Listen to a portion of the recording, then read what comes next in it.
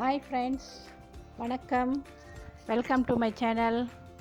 இன்றைக்கி எல்லோருக்கும் பிடிச்ச முறுக்கு ரெசிபி எப்படி செய்கிறதுன்னு பார்க்கலாம். இது ரொம்ப சிம்பிளான ரெசிபி. ஈஸியான மெத்தடில் எப்படி செய்யலான்றதை பார்க்கலாம். அதுக்கு முன்னால் இந்த முறுக்கு செய்கிறதுல நிறையா டிப்ஸ் அண்ட் ட்ரிக்ஸ் வந்து கொடுத்துருக்கேன். கடைசி வரைக்கும் வீடியோ பாருங்கள்.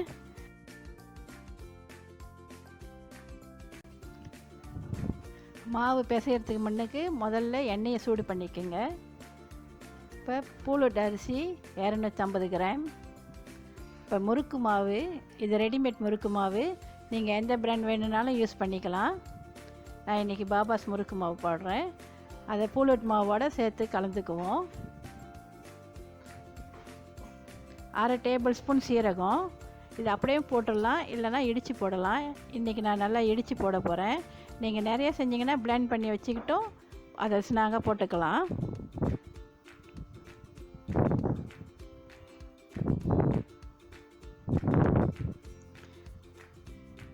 ஒரு டீஸ்பூன் ஓமம், அது உள்ளங்கையில் போட்டு கசக்கி போட்டோமா இன்னும் வாசமாக இருக்கும்.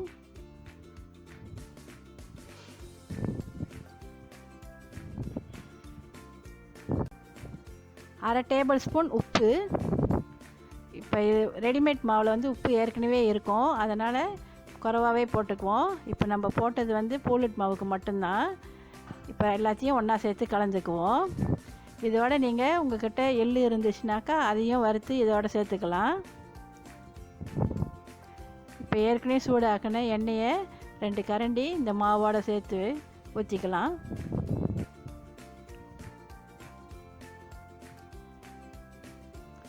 இப்போ எண்ணெய் ஊற்றினோன்னே சூடாக இருக்கும், ஸோ அதனால் மாவில் கையை வச்சிடாதீங்க. ஒரு கரண்டியோ இல்லை ஒரு விஸ்கோ எடுத்து முதல்ல கலந்து விட்டுருங்க.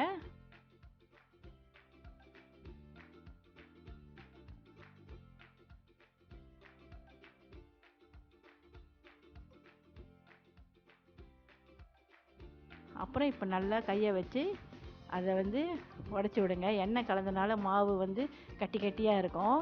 இந்த ஸ்டெப் ரொம்ப முக்கியம். அதனால் நல்லா இதை கொஞ்சம் டைம் எடுத்தாலும் பரவாயில்ல, நல்லா வந்து கலந்து விடுங்க. நல்லா உடச்சி விடணும்.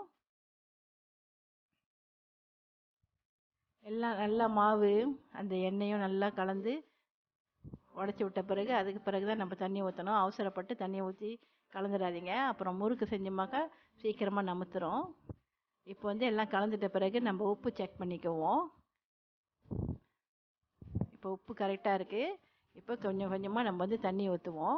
தண்ணி வந்து எப்பவுமே வந்து நடுவில் ஊற்றி நீங்கள் கலந்தீங்கனாக்கா ஈஸியாக இருக்கும்.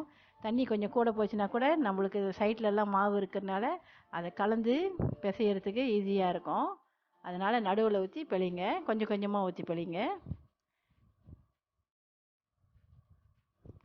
இப்போ உங்களுக்கு வந்து கடைசி வந்துட்ட பிறகு தண்ணி கொஞ்சம் வேணும்னாக்கா நீங்கள் அப்படியே கையில் கிளாஸோடு எடுத்து கையில் தெளிக்காதீங்க. கொஞ்சமாக ஒரு டேபிள் ஸ்பூன் அந்த மாதிரி எடுத்து உள்ளங்கையில் போட்டு அப்புறம் வந்து நீங்கள் ஊற்றி தெளிச்சிங்கனாக்கா தண்ணி எக்ஸ்ட்ரா வரதுக்கு வாய்ப்பு இருக்காது. ஸோ நல்லா இப்போ பிழிஞ்சு வச்சுக்கோங்க.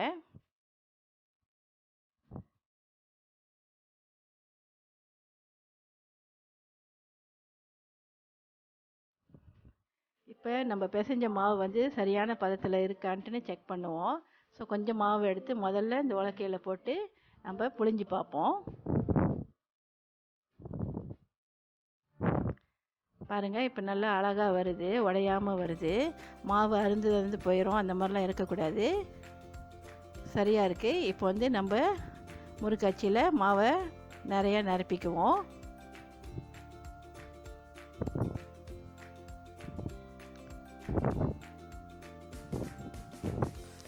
இப்போ பாருங்கள் ஃப்ரெண்ட்ஸ், நம்ம அந்த முறுக்கு எல்லாம் ரெடி பண்ணிட்டோம். இப்போ இந்த மாவை வந்து இந்த மாதிரி உருட்டி ரெடி பண்ணி வச்சுக்கிட்டோமாக்கா அடுத்தது மாவு நம்ம வந்து மறுபடியும் அந்த குழாயில் போடுறப்ப ஈஸியாக இருக்கும்.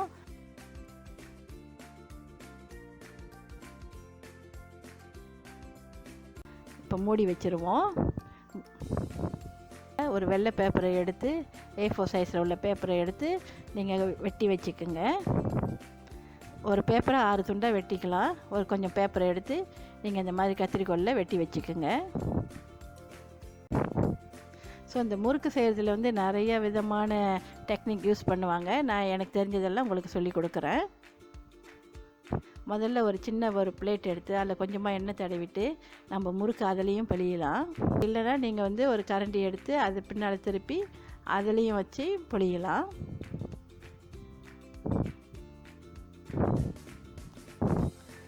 ஸோ இப்போ அது பிழிஞ்சதை எப்படி போட்டு பொரிக்குதுன்னு பார்க்கலாம். பாருங்கள், எண்ணெயில் போட்டுட்டேன்.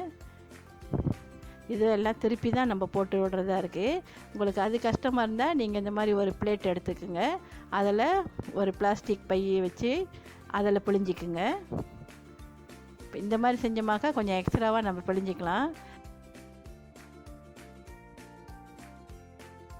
சுற்றி முடிஞ்ச பிறகு சைட்டில் உள்ளதை எடுத்து ஒட்டிட்டு நடுவுலையும் சரி பண்ணலாம். அப்போ தான் முறுக்கு பார்க்க அழகாக ரவுண்டாக இருக்கும்.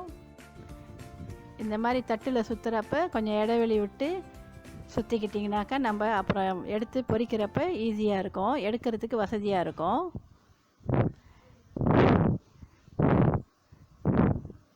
இந்த மெத்தடில் செஞ்சோமாக்கா நம்ம கொஞ்சம் நிறையா செஞ்சு வச்சுக்கிட்டு அதுக்கப்புறம் பொரிக்க ஸ்டார்ட் பண்ணலாம்.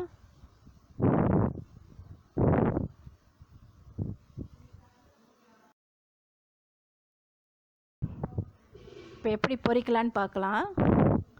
அப்படியே கையில் எடுத்து போட வேண்டியது தான். பிகினர்ஸ்க்கு கொஞ்சம் பயமாக இருக்கும், ஆனாலும் ட்ரை பண்ணலாம்.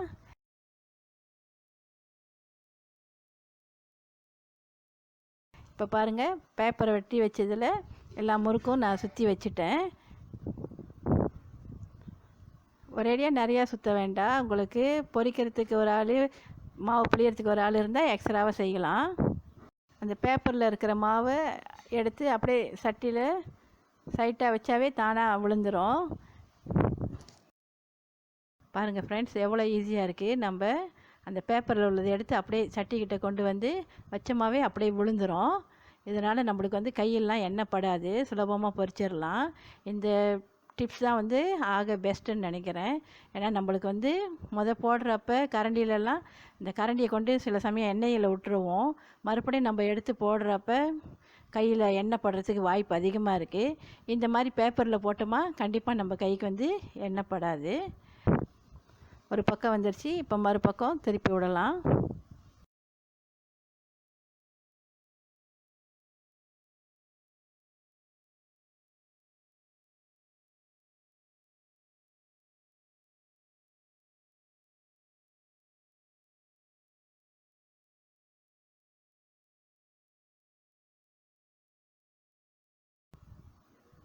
முறுக்கு 2 பக்கமும் நல்லா வெந்துட்ட பிறகு இப்போ அதை எடுத்துடலாம். இந்த மாதிரி ஒரு கம்பி எடுத்து அதில் ஒவ்வொன்றா எடுத்து இப்படி மாட்டி விட்டுட்டோமாக்கா அந்த எண்ணெய்லாம் சுலபமாக வடிஞ்சிரும்.